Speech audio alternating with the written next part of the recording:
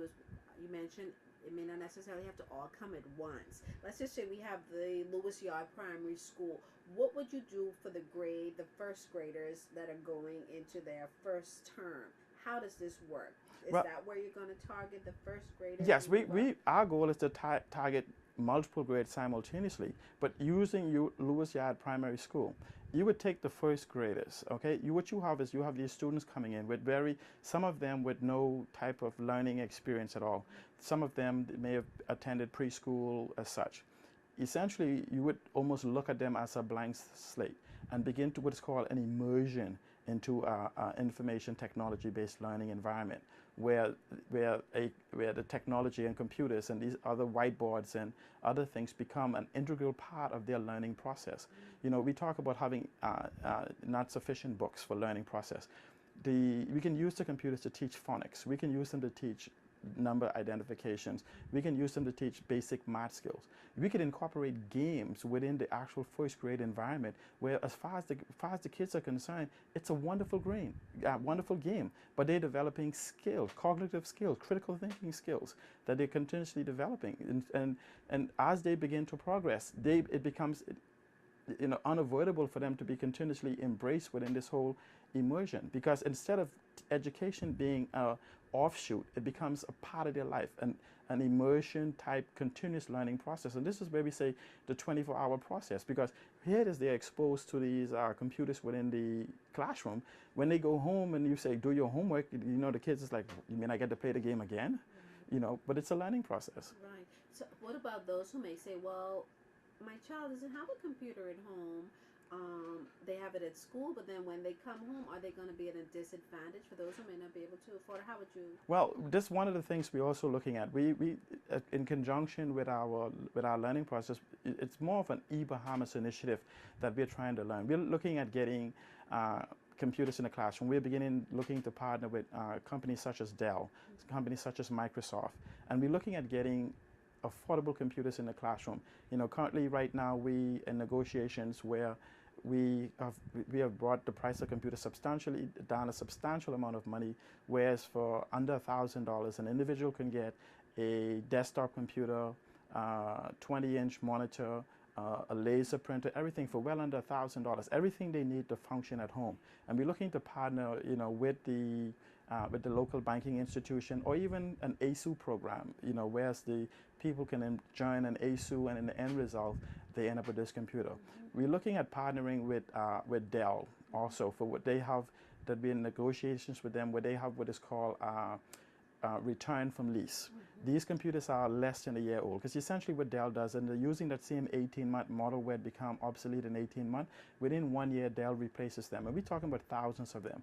And if we were able to consummate this relationship, we're talking about bringing a sub $600 fully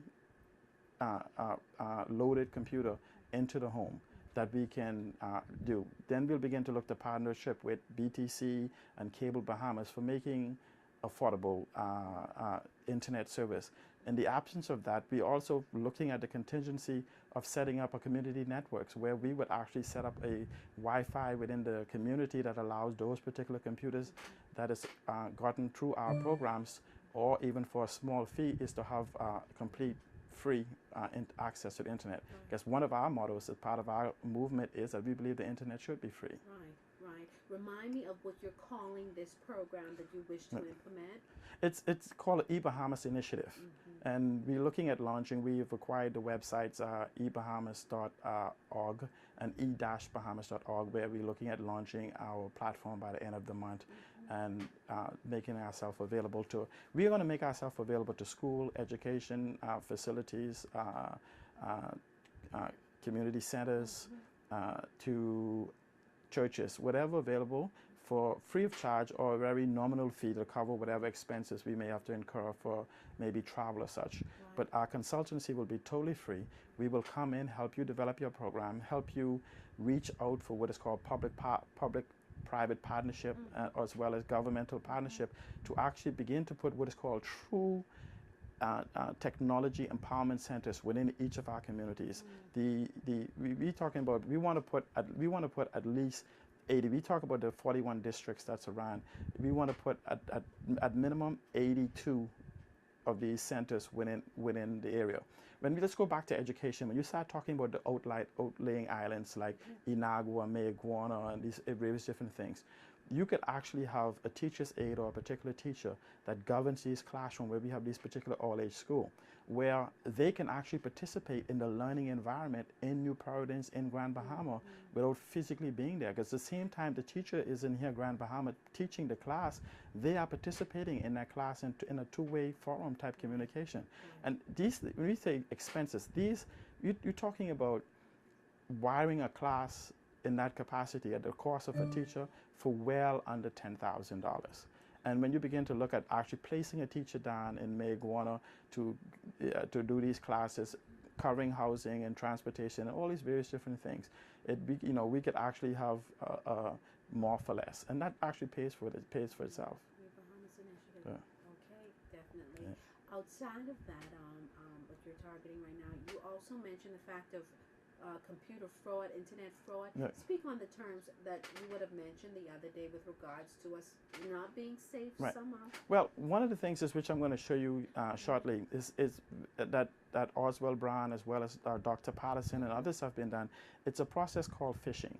And essentially what it does is, you have a lot of times you have individuals, most of them lies from in the, not to be disparaging to African nations or such, but a majority of the frauds that we have in the technology field and the security field have investigated originates from these countries. That's why you'll always see them say, wire the money to Africa, I'm stuck in Africa, I'm stuck in these various different places.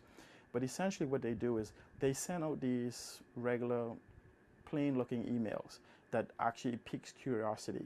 And then there's a process called XSS, where it's a scripting program where as soon as you just simply read the email, it takes possession of your computer, the cookies that are planted on your computer, and it gives them the ability to actually have full access to your inbox without ever having your password as such. Then you have another process for which they would actually send you, sometimes you have individuals who will send pictures, say, do you know this picture? Do you know this person in this picture? And embedded within those pictures are also scripting, also within they'll send it as a form of a zip file. And when you click to open the zip file, it seems as though nothing happened. But in the background, something is happening. What is happening is that you have the possibility of having installed key logging programs. You have programs that also install a code for whenever you go to Hotmail.